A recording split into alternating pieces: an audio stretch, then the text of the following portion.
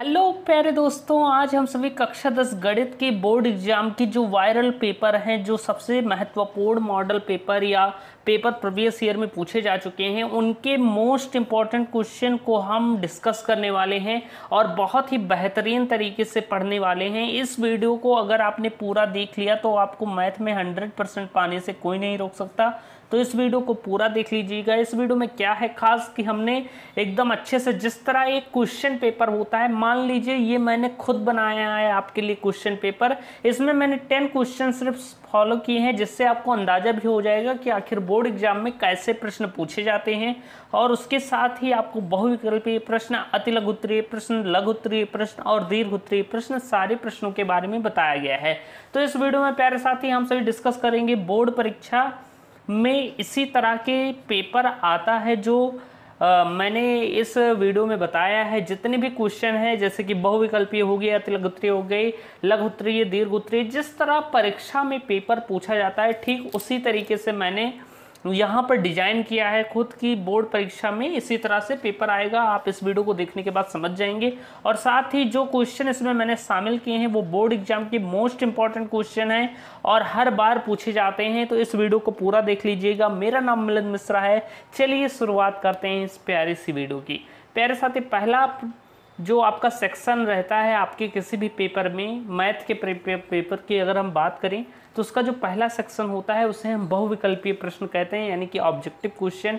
एक एक अंक का ये प्रश्न पूछा जाता है। अब इसका सही आंसर क्या होगा, चलिए अब हम बात करते हैं कैसे सॉल्व करेंगे। प्यारे साथी, पहला प्रश्न आपका पूछा गया है कि 15, 18 तथा 24 का एलसीएम हमें ज्ञात करना है। सन 2020 की परीक्षा में पूछा जा चुका है। ये सारे प्रश्न जो हम आज की इस वीडियो में डिस्कस करने वाले हैं सभी प्रीवियस ईयर में पूछे जा चुके हैं। एक एक प्रश्न पत्र से मैंने छाट इन प्रश्नों को शामिल किया है। तो चलिए अब हम इसे सॉल्व करते हैं कि आखिर इसका एलसीएम कैसे आएगा।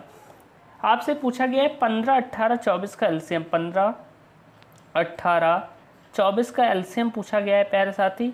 तो आप क्या करेंगे, पहले 2 से काटेंगे तो 15, 2 9 18, 12 2 9 24।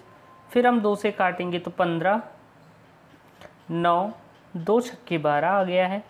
फिर हम 2 से काटेंगे तो 15, 9, 3, 3 से काटिए, 3 पचे 15, 3 त्रिक 9, 3 कनम 3, एक बार 3 से और कटेगा, 3 से और काट देते हैं, 5 यहाँ रहेगा, 3 कन्नम 3, 3 कन्नम 3।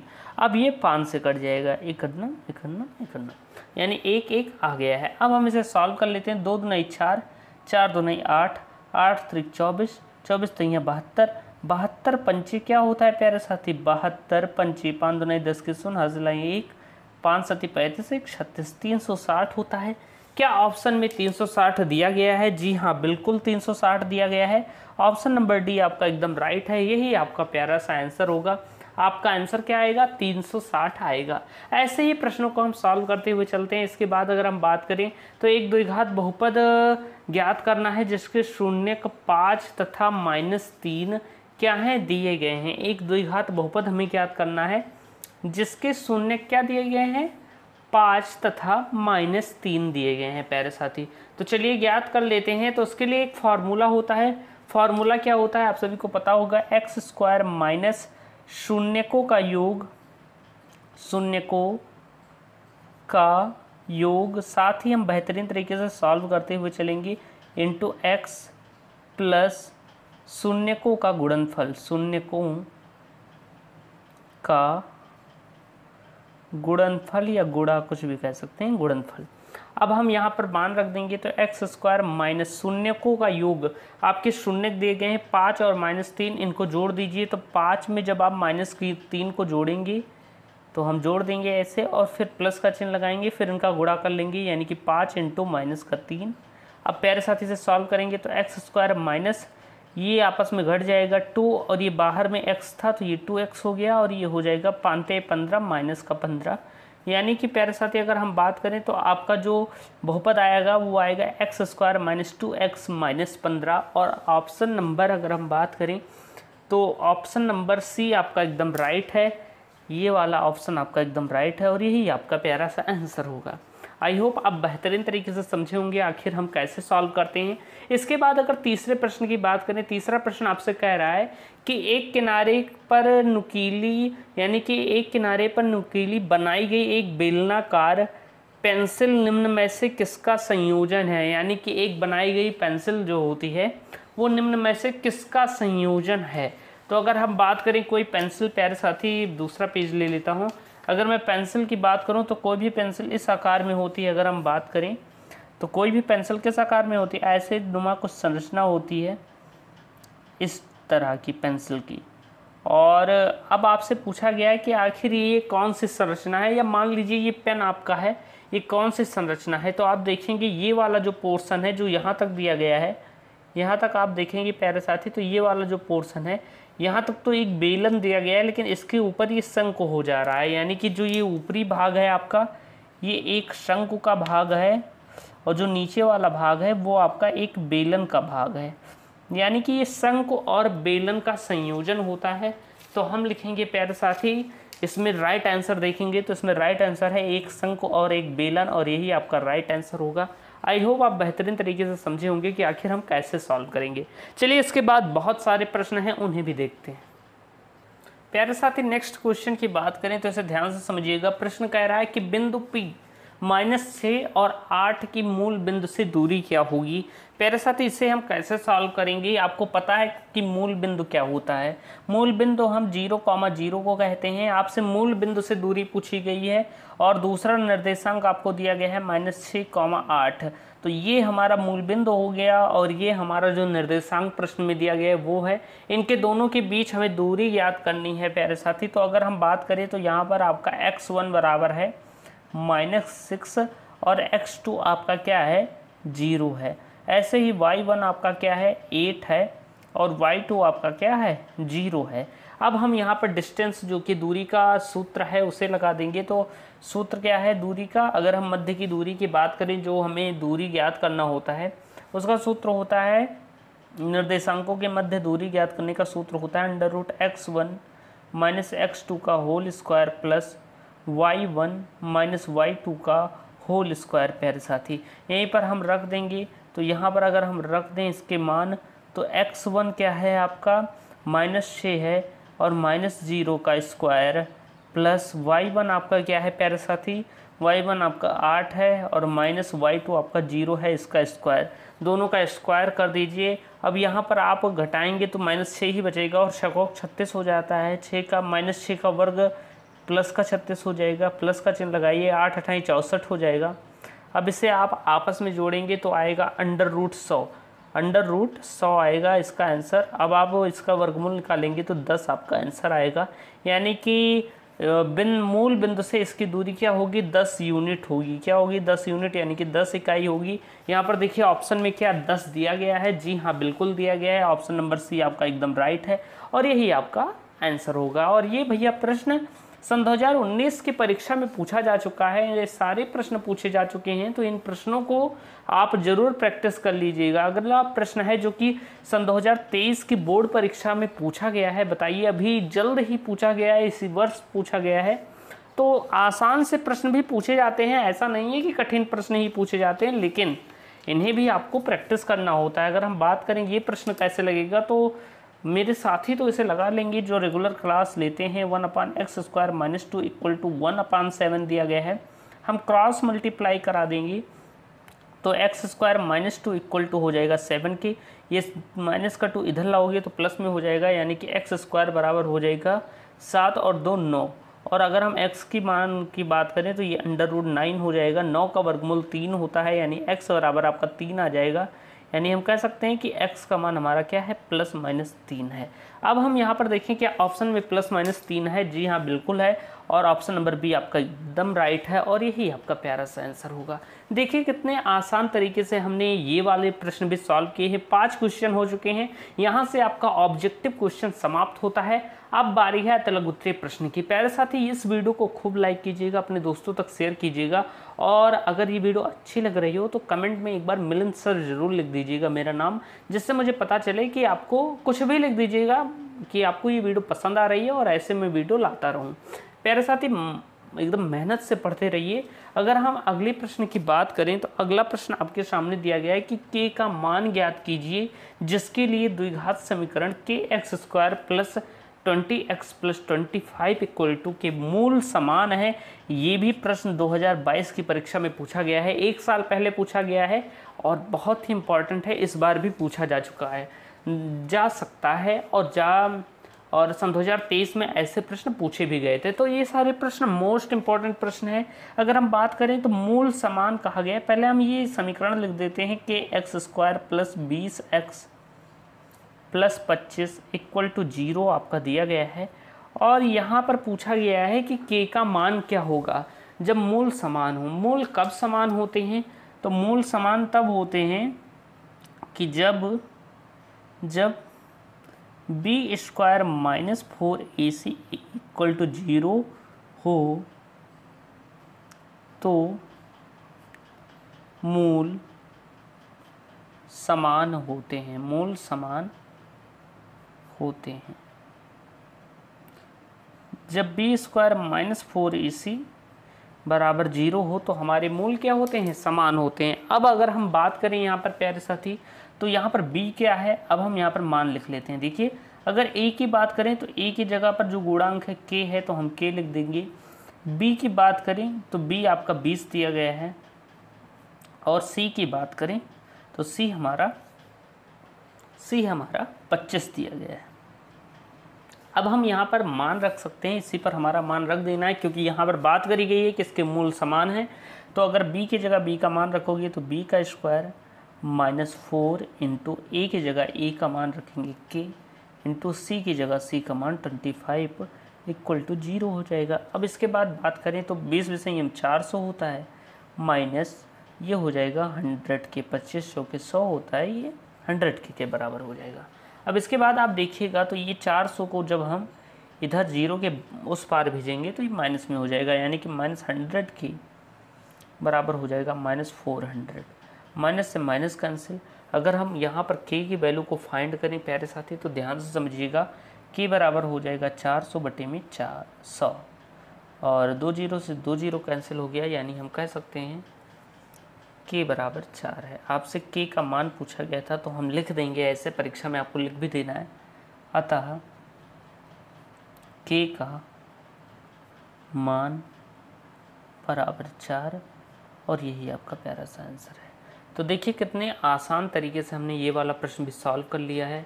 आई होप आपको ये वाला प्रश्न भी बेहतरीन तरीके से समझ में आया होगा। इसके बाद चलते हैं अगले प्रश्न की ओर।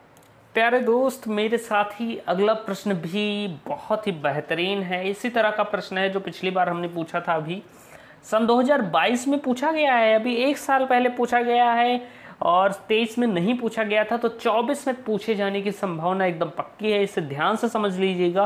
प्रश्न कह रहा है कि यदि द्विघात समीकरण 3x² minus 12x plus 2m equal to 0 के बराबर हो तो m का मान ज्ञात कीजिए।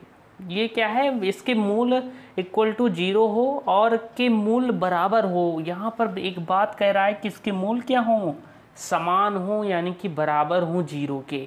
अब इसके बाद अगर हम बात करें प्यारे साथी, मूल समान कब होते हैं यानी कि मूल बराबर कब होते हैं, तो उसकी भी एक कंडीशन होती है जो अभी हमने पढ़ी थी।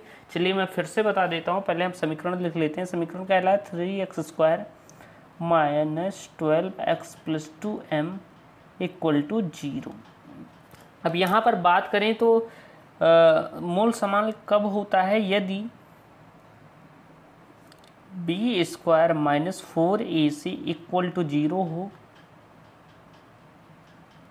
तो मूल बराबर होता है। ऐसे आपको लिख भी लेना है बोर्ड एग्जाम में अगर ऐसा प्रश्न है, नहीं तो आप पता नहीं क्या लिख दें और एग्जामिनर आपको समझ ना पाए कि आपने कौन सा फार्मूला यहाँ पर लगाया है। डायरेक्टली नहीं करना है, कोई ऑब्जेक्टिव एग्ज़ाम नहीं है, आपको स्टेप बाय स्टेप सारी चीज़ें लिखनी है। तो इससे पता चलता है कि जब b² माइनस 4ac बराबर होता है 0 के तो हमारे मूल समान होते हैं, यानी मूल बराबर होता है तब। अब इसके बाद अगर हम बात करें तो हम यहाँ पर मान तो लिख लें। पहले हम a का मान लिखें तो a बराबर 3 दिया गया है। b का बात करें तो b बराबर माइनस का 12 है और c बराबर हमारा क्या दिया गया है यहाँ पर? अगर हम बात करें यहाँ पर c की प्यारे साथी, तो c हमारा यहाँ पर यहाँ पर 2m दिया गया है, c बराबर क्या दिया गया है 2m दिया गया है, हमने 2m लिख दिया। अब इसी फार्मूले पर रख देंगे, b की जगह b का मान -12 का स्क्वायर कर देंगे -4 इंटू a की जगह a का मान 3 इंटू c की जगह c का मान 2m इक्वल टू हो जाएगा 0 के प्यारे साथी 12 बराबर हम 144 होता है, ये 144 हो जाएगा -4 × 12 दूना 24m बराबर हो जाएगा 0 के। इसे इधर भेजोगे इस 144 को तो ये भी माइनस में हो जाएगा, यानी कि -24m इक्वल टू हो जाएगा -144, माइनस से माइनस कैंसिल, m बराबर होगा 144 बटे में 24। इसे हल कर लीजिए तो 2 से काटेंगे 72 आएगा, 2 से 14, 2 दूना 4 और 12, 12 एक नम 12, 12 छक 72 होता है प्यारे साथी। यानी m का मान क्या आया है, m बराबर आया है आपका, आप देखेंगे तो m बराबर आपका आया है 6 और यही आपका आंसर है। तो हम लिख सकते हैं अतः m का मान बराबर 6 और यही आपका प्यारा सा आंसर है। तो आई होप आप बेहतरीन तरीके से समझे होंगे कि आखिर हम इन प्रश्नों को कैसे सॉल्व करें। एकदम ध्यान से समझिएगा, यहाँ पर एक प्रश्न दिया गया है कि cosec theta minus cot square, यानी कि कॉसेक थीटा माइनस कॉट का होल स्क्वायर बराबर है 1 minus cos theta plus cos 1 plus cos theta. इस सर्वसम्मिका को क्या करना है, सिद्ध करना है। अगर क्वेश्चन को पूरा लिख दें तो सर्वसम्मिका को सिद्ध करो, सर्वसम्मिका को सिद्ध करो, सिद्ध करो। यानी कि मेरे प्यारे दोस्त जो लेफ्ट हैंड साइड है इसे मैं राइट हैंड साइड की प्रूव करना होगा, यानी कि लेफ्ट हैंड साइड को राइट हैंड साइड के बराबर लाना होगा। और ये प्यारे साथी ये प्रश्न 6 अंक का पूछा गया है, एकदम बेहतरीन सा प्रश्न है। कैसे सॉल्व करना है, अच्छे स्टूडेंट्स इन प्रश्नों में कतराते हैं, नहीं सॉल्व कर पाते। और 6 अंक का प्रश्न नॉर्मल प्रश्न हो ही नहीं सकता, एक प्रश्न छूटेगा आपका तो डायरेक्ट आप अगर 100 में 100 पाना होगा तो डायरेक्ट 94 पर आकर एकदम वहीं रुक जाएंगे। तो चलिए अब शुरुआत करते हैं इस बेहतरीन से क्वेश्चन को सॉल्व करने की। तो यहाँ पर हमें क्या करना होता है कि सर्वसम्मिका में किसी चाहे लेफ्ट हैंड साइड को ले लीजिए चाहे राइट हैंड साइड को ले लीजिए, एक साइड को लेना है और उसे दूसरे साइड के बराबर प्रूव कर देना है। यानी कि अगर हम बात करें तो यहाँ पर लेफ्ट हैंड साइड को इसको इसके बराबर प्रूव करना है। तो कैसे हम प्रूव करेंगे, तो इस प्रश्न में हम पहले लिखेंगे LHS प्यारे साथी, यानी कि लेफ्ट हैंड साइड की बात करें यहाँ पर तो लेफ्ट हैंड साइड आपका दिया गया है cosec theta minus cot square cot theta का होल स्क्वायर, ये है आपका लेफ्ट हैंड साइड। हमने लेफ्ट हैंड साइड लिया है और इसे हमें 1 minus cos theta upon 1 plus cos theta के रूप में व्यक्त करना है, यानी इसके बराबर लाना है, प्रूव करना है। अब हम कैसे प्रूव करेंगे मेरे प्यारे साथी, एकदम ध्यान से समझिएगा। आप जानते होंगे कि कॉसेक थीटा बराबर होता है कॉसेक, चूँकि कॉसेक थीटा अगर आपको फार्मूला याद है तो कॉसेक थीटा बराबर होता है 1 अपान साइन थीटा। क्या होता है, 1 अपान साइन थीटा होता है प्यारे साथी, क्योंकि जो कॉसेक थीटा होता है वो साइन का उल्टा होता है और साइन यानी कि साइन का उल्टा कॉसेक थीटा होता है और कॉसेक थीटा का उल्टा साइन होता है। यानी कॉसेक थीटा बराबर हो जाएगा 1 अपान साइन थीटा। तो हम इसके जगह पर इसे लिख सकते हैं 1 अपान साइन थीटा। प्यारे साथी ये ब्रेकेट लगा हुआ है उसे लगा देंगे, माइनस लगाएंगे कॉट थीटा। आप सभी को पता होगा कि कॉट थीटा बराबर क्या होता है, कॉट थीटा बराबर होता है कॉस थीटा अपान साइन थीटा, क्योंकि टैन थीटा बराबर होता है sine theta upon cos theta और टैन का उल्टा कॉट होता है, तो कॉट बराबर हो जाएगा कॉस थीटा अपान साइन थीटा। तो यानी कि यहाँ पर कॉट थीटा को कॉट थीटा ना लिखकर हम इसे कॉस थीटा अपान साइन थीटा लिख सकते हैं। एकदम बिल्कुल, अगर आपने पढ़ा है थोड़ा भी फॉर्मूला आपको तैयार है तो आप बेहतरीन तरीके से इसे समझ पा रहे होंगे। और कमेंट में ज़रूर बता दीजिएगा, अगर आपको इसका बेसिक कॉन्सेप्ट भी चाहिए तो मैं इस चैप्टर को कंप्लीट भी करा दूंगा आगे आने वाली वीडियो में। प्यारे साथी यहाँ तक हमने इसे सॉल्व कर लिया है। अब इसके बाद अगर हम बात करें मेरे प्यारे साथी तो हम यहाँ पर एलसीएम ले लेंगे, हम इसका एलसीएम ले सकते हैं। तो साइन थीटा है तो इसका एलसीएम साइन थीटा ही आएगा, साइन थीटा आया।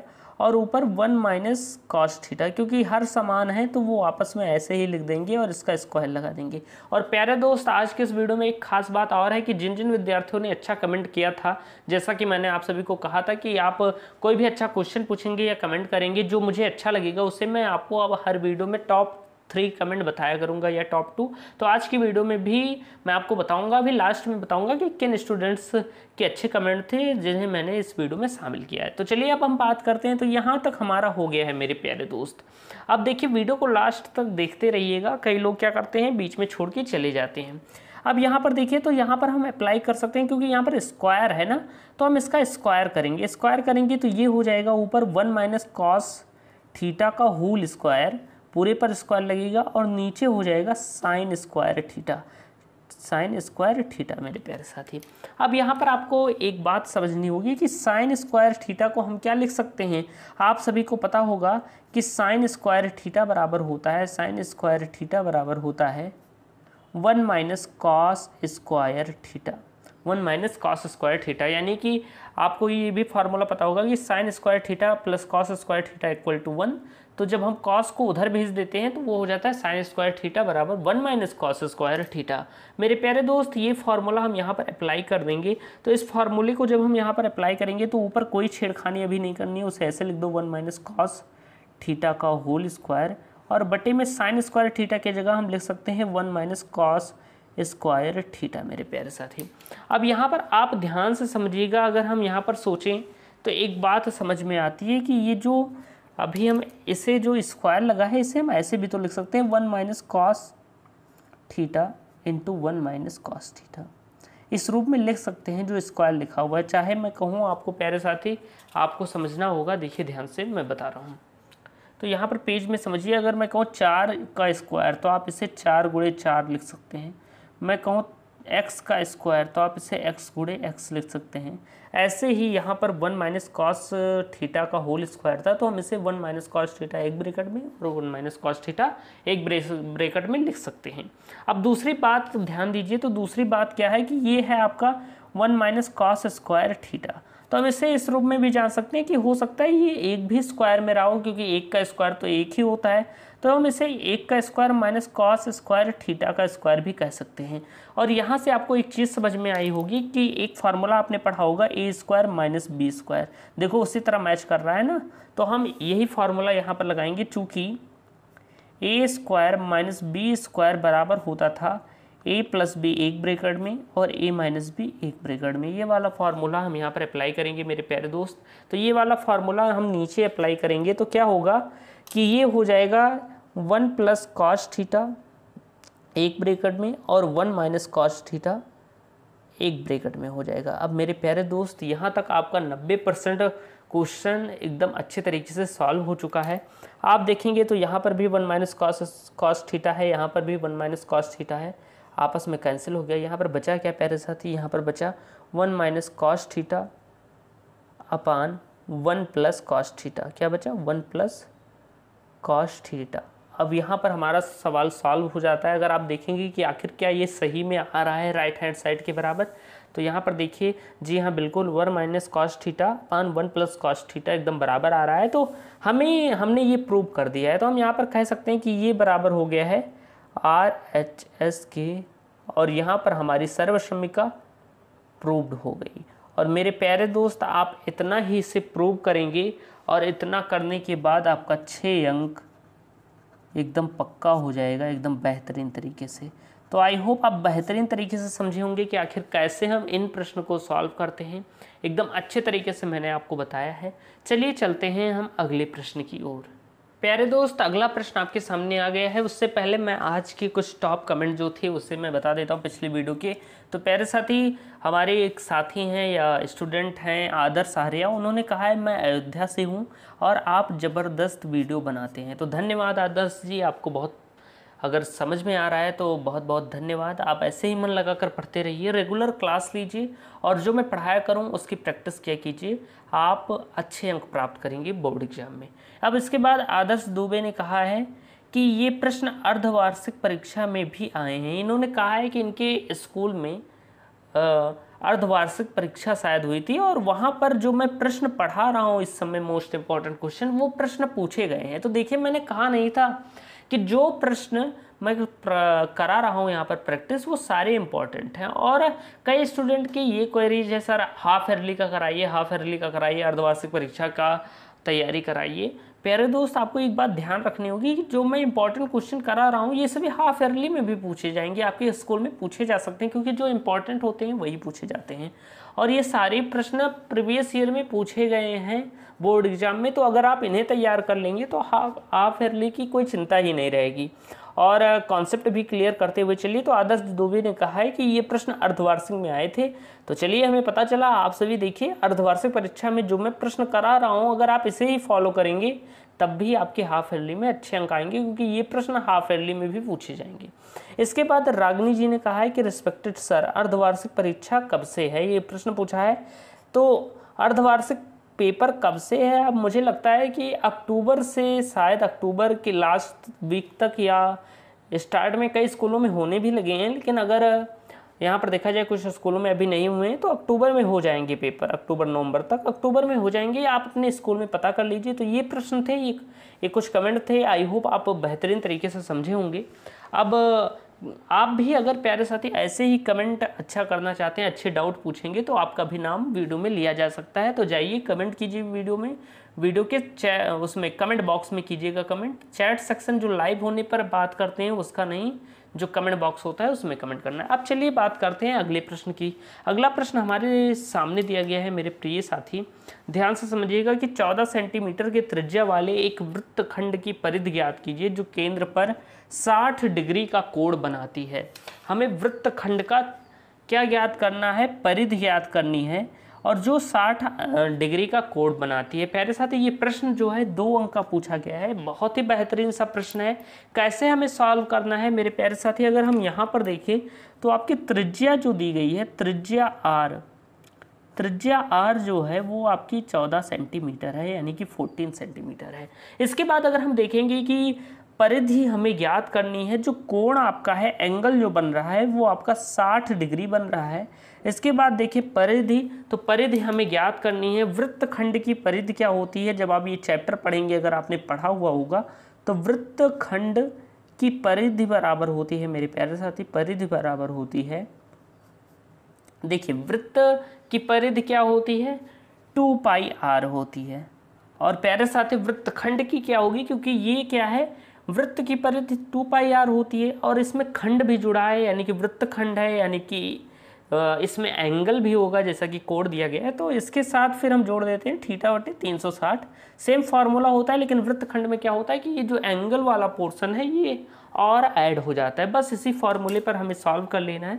आप यहाँ पर देखेंगे मेरे प्यारे दोस्त, तो 2 गुणे पाई की जगह पाई का मान हमने 22/7 लिख दिया। आप यहाँ पर कोने में लिख दीजिएगा, चूँकि पाई बराबर 22/7। ये लिखने से क्या होता है कि एग्जामिनर को समझ में आ जाता है कि कौन सा फार्मूला या क्या मान रखा गया है। जैसे कोई भी फार्मूला भी परीक्षा में है तो किनारे आप ऐसे चूकी लगाकर लिख सकते हैं, जिससे क्या होगा कि एग्जामिनर को पता चलेगा कि ये चीज़ें यहाँ पर अप्लाई की गई है।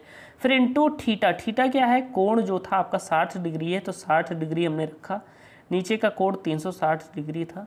60 एकनम 60, 60 छक्के 360 होता है प्यारे साथी। अब आप ध्यान से समझिएगा। इसके बाद आर जो था आपका, आर मैंने नहीं लिखा, तो आर हम इधर लिख सकते हैं 14 आपका था, तो चाहे आप इधर लिख दीजिए चाहे इधर लिख दीजिए। अब देखिए इसे सॉल्व करेंगे तो ये है 2 गुणे 22/7 गुणे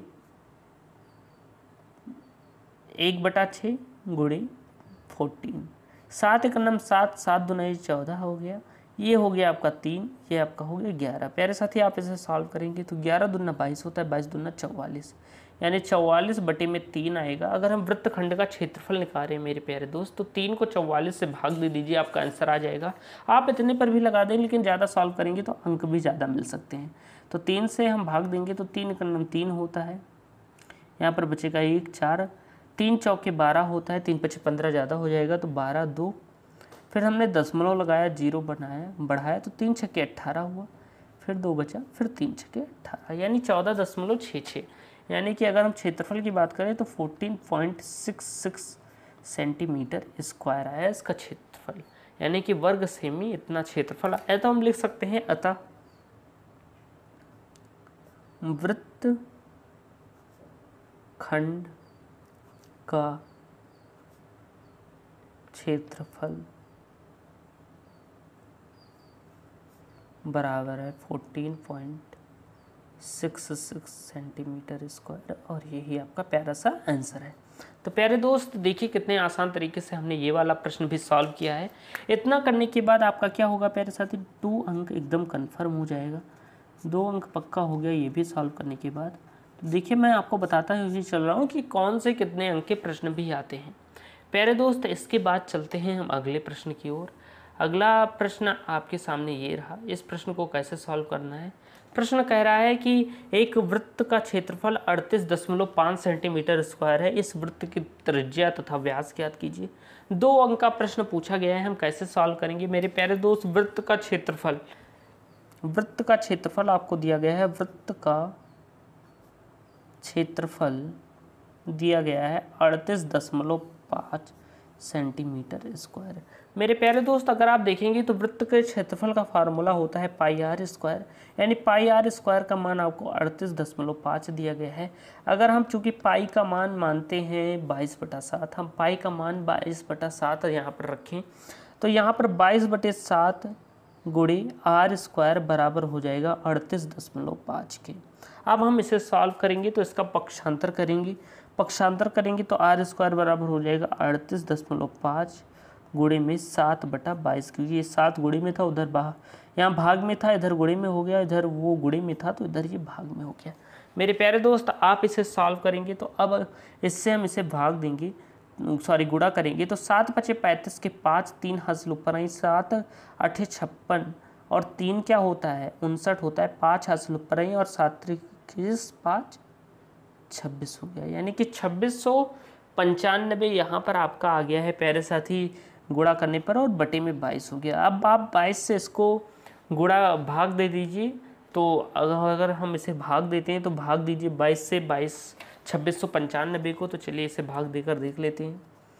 22 से भाग देना है हमें 2695 को प्यारे दोस्त, तो 2695 को 22 से भाग देंगे तो एक बार जाएगा 22, 4 बची, 9 बची, 22 दूना 44 होता है, फिर 5 बची, 55, 22 3 66 हो जाएगा, फिर 2 बार में जाएगा 44, अब की 11 बची, दशमलव लगाया, 0 बढ़ाया, 22 पंचे क्या होता है आप देखेंगे 22 पंचे होता है 110, और यहाँ पर आपका 122.5 सॉरी यहाँ पर आप देखेंगे प्यारे साथी तो दशमलव आपका,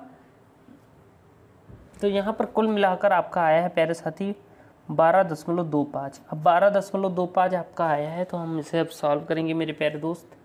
तो चलिए अब हम इसे सॉल्व करते हैं। तो यहाँ पर आया आपका टोटली 12.25 जब आपने 22 से भाग दिया। अब आर का मान ज्ञात करेंगे तो इधर ये स्क्वायर में था, उधर अंडर रूट हो जाएगा, अंडर रूट 12.25 हो जाएगा। अब आप इसे सॉल्व करेंगे तो इसका वर्गमूल करेंगे तो आर बराबर आएगा 3.5 सेंटीमीटर प्यारे साथी, यानी कि त्रिज्या हमें पता चल गई। आपसे पूछा गया है कि वृत्त की त्रिज्या तथा व्यास ज्ञात कीजिए, तो त्रिज्या तो हमें पता चल गई है कि त्रिज्या आर बराबर है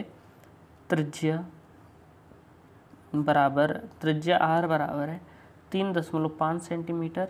अब व्यास हमें ज्ञात करना है प्यारे साथी, व्यास, तो व्यास क्या होता है त्रिज्या का 2 गुना होता है, जो व्यास बराबर होता है 2r होता है, तो यानी कि 2 गुणे आर की जगह आर का मान 3.5 यानी 7 सेंटीमीटर। त्रिज्या आपकी 3.5 सेंटीमीटर, व्यास आपका 7 सेंटीमीटर, और यही आपका बेहतरीन सा आंसर हो गया। तो मेरे प्यारे दोस्त कितने आसान तरीके से हमने ये वाला प्रश्न भी सॉल्व किया। आई होप आप बेहतरीन तरीके से समझे होंगे। इस प्रश्न को सॉल्व करने के बाद भी आपका 2 अंक एकदम कन्फर्म हो जाएगा, और एकदम बेहतरीन तरीके से सारे प्रश्नों को हम सॉल्व करते हुए चल रहे हैं। इसके बाद हम बात करते हैं अगले प्रश्न की, प्रश्न संख्या 4 जो हमारा है, चलिए उसे सॉल्व करते हैं। प्यारे दोस्त अगला प्रश्न आपके सामने आया गया है। अगर वीडियो आपको अभी तक पसंद आ रही है, ऐसी ही वीडियो आपको चाहिए, तो आपको क्या करना है, कमेंट में लिखना है मैथ मतलब मिलन सर। क्या लिखना है, मैथ मतलब मिलन सर। तो चलिए अब बात करते हैं अगले प्रश्न की। अगला प्रश्न आपके सामने है कि एक एपी में 50 पद हैं, जिसका तीसरा पद 12 तथा अंतिम पद 106 है, तो इसका 29वां पथ हमें ज्ञात करना है। ये प्रश्न 4 अंक का पूछा गया है, एक बेहतरीन सा प्रश्न है। बोर्ड एग्जाम में अक्सर ऐसे प्रश्न देखे जाते हैं जो पूछे जाते हैं। मेरे प्यारे दोस्त, कहा गया है कि एक एपी में 50 पद है। कुल पद की बात करें, हम इसे अब सिस्टमेटिक तरीके से सॉल्व करते हैं कि जैसे बोर्ड एग्जाम में हमें सॉल्व करना है। तो कुल पद हमें जो n का मान दिया गया है वो दिया गया है 50। फिर कह रहा है जिसका तीसरा पद क्या है, 12 है। यानी जो A3 है जिसे हम तीसरा पद कहते हैं वो हमारा 12 दिया गया है। और इसके बाद अगर हम देखें तो अंतिम पद हमारा AN हमारा दिया गया है 106, या nवां पद भी कह सकते हैं, L भी इसे कह सकते हैं, जो मन कहे वो कह दीजिए। इसका 29वां पद हमें ज्ञात करना है, यानी कि A29 हमें ज्ञात करना है। ये हमें पता नहीं है। हम कैसे इसे ज्ञात करेंगे मेरे प्यारे दोस्त, मेरे प्यारे साथी, एकदम ध्यान से समझिएगा। यहाँ पर अगर हम बात करें तो आपको A3 दिया गया है, तो A3 बराबर आपको दिया गया है 12। तो A3 को हम A3 ना लिखकर A+2D लिख सकते हैं। कैसे लिख सकते हैं प्यारे दोस्त, क्योंकि यहाँ पर आप देखेंगे तो एक फार्मूला अप्लाई होता है जो होता है AN बराबर A+n-1D। अब देखिए जो A3 है तो यानी कि n की वैल्यू यहाँ पर 3 है, तो हम n की जगह 3 रख दिया हमने। तो A+n की जगह हमने 3 रखा, -1D रखा। तो इसे सॉल्व करिएगा तो A+2D ही आएगा। तो A3 को हम क्या कह सकते हैं, A+2D कह सकते हैं। यानी कि A+2D बराबर आपको दिया गया है मेरे प्यारे दोस्त, A+2D आपको 12 दिया गया है। ये आपका क्वेश्चन नंबर फर्स्ट हो गया। इसके बाद अगर हम बात करें तो आपसे कहा गया है कि A3 आपको यही दिया गया है। AN आपको क्या दिया गया है मेरे प्यारे दोस्त, AN आपको nवां पद जो है वो आपको क्या दिया गया है, 106 दिया गया है। nवां पद आपको 106 दिया गया है।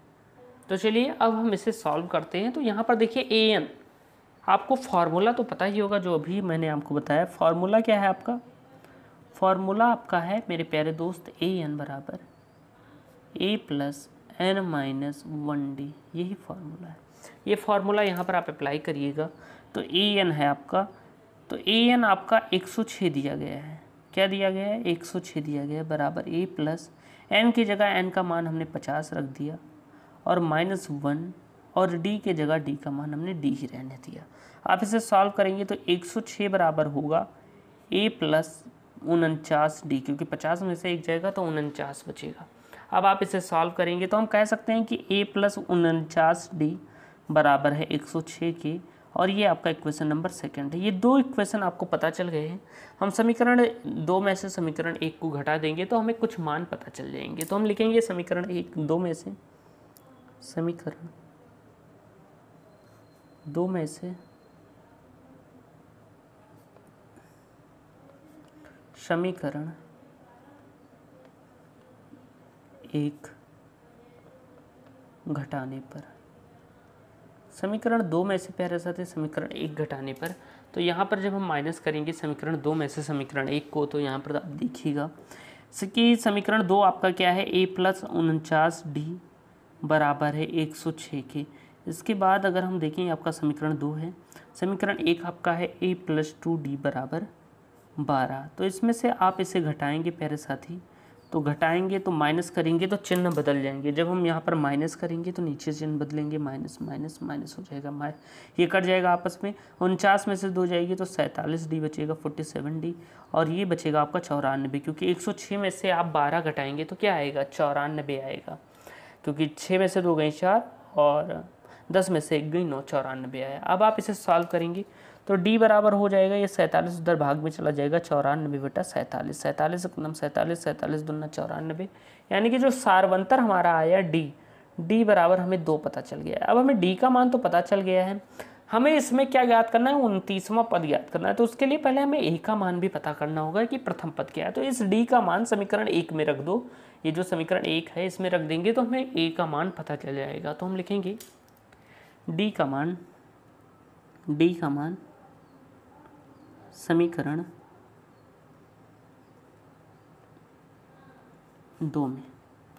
1 में रखने पर, अब D का मान हम प्यारे दोस्त जब समीकरण 1 में रखेंगे तो समीकरण 1 आपका है A+2D बराबर 12। आप यहाँ पर मान रख देंगे तो A+2 इंटू D के जगह D का मान 2 बराबर 12। आप इसे सॉल्व करेंगे तो A बराबर आएगा ए प्लस 2 दूना 4 बराबर होगा 12, यानी ए का मान याद करेंगे तो 12 माइनस 4, ये 4 उधर जाएगा माइनस में हो जाएगा, यानी कि जो ए आपका आया है वो आया है 8। 12 में से 4 गई 8 बची। तब आपको ए भी पता चल गया है, आपको डी पता चल गया है। आपसे प्रश्न कहा है कि 29वां पद ज्ञात कीजिए, तो 29वां पद क्या हो जाएगा प्यारे साथी, तो हम लिखेंगे 29वां पद बराबर A29, यहाँ पर फार्मूला लगा दीजिए, तो A29 बराबर हो जाएगा A plus n minus 1D। ये वाला फार्मूला हम यहाँ पर अप्लाई करेंगे तो A29 बराबर होगा, A क्या है आपका 8 है मान रखा, प्लस 29, क्योंकि 29वां पद हमें ज्ञात करना है तो हम क्या करेंगे यहाँ पर n का मान हम 29 रखेंगे, क्योंकि 29 है मान, माइनस 1 लगाएंगे, D के जगह D का मान हम रखेंगे 2 हमने रख दिया। आप इसे सॉल्व करेंगे तो A29 बराबर हो जाएगा 8 प्लस 28, 29 में से एक गई 28, और 28 दुना क्या होता है 56 होता है। 29 में से एक गई तो क्या होता है प्यारे साथी, 29 में से एक गई तो 28, और 28 दुना 56 होता है। 2 8 16 की 6 हासिल करें, 2 दूनी 4 1 5, तो 56 हो गया। आप A29 ज्ञात करेंगे तो A29 आपका आएगा, 56 में 8 जोड़ोगे 64, यानी कि 29वां पद आपका क्या आया है 64 आया है। हम कह सकते हैं अतः 29वां पद बराबर 64, और यही आपका प्यारा आंसर है। तो प्यारे दोस्त, कितने बेहतरीन तरीके से आज हमने कुछ प्रश्नों को सॉल्व किया है। ये सारे प्रश्न बहुत ही अच्छे प्रश्न हैं, इनको आप तैयार कर लीजिएगा और सारे प्रश्नों को प्रैक्टिस करते हुए चलिए। आई होप आज की इस क्लास से आपको बहुत कुछ सीखने को मिला होगा। अगर ये वीडियो पसंद आएगी तो वीडियो को लाइक कर दीजिएगा और चैनल को सब्सक्राइब कर दीजिएगा। जाते जाते एक बात मैं आपको बताना चाहूँगा कि जो चीज़ें मैं पढ़ा रहा हूँ, जैसे मैथ के मैंने 5 क्वेश्चन या 4 क्वेश्चन मैंने सॉल्व कराए, 5 क्वेश्चन मैंने इस वीडियो में आपको सॉल्व कराया, तो आपको क्या करना है, उन 5 क्वेश्चन पर एक कॉपी ले लेनी है। कोई कॉपी 20 रुपये की 30 रुपये की कॉपी आती है, रफ ले लीजिए। उस कॉपी में आपको करना है क्या कि जैसे डेली सीरीज चल रही है तो उस कॉपी में आपको रोज़ उसे नोट करना है, जितने क्वेश्चन मैं सॉल्व करा रहा हूँ उसे प्रैक्टिस भी करना है 1-2 बार। इससे क्या होगा कि आपकी प्रैक्टिस से क्या होगा, तैयारी अच्छे से होती रहेगी। तो आई होप आप समझे होंगे। कल की और वीडियो में मैं डिटेल में और भी कई चीज़ें बताने वाला हूँ। तो चलिए मिलते हैं नेक्स्ट वीडियो में, तब तक के लिए जय हिंद, वंदे मातरम।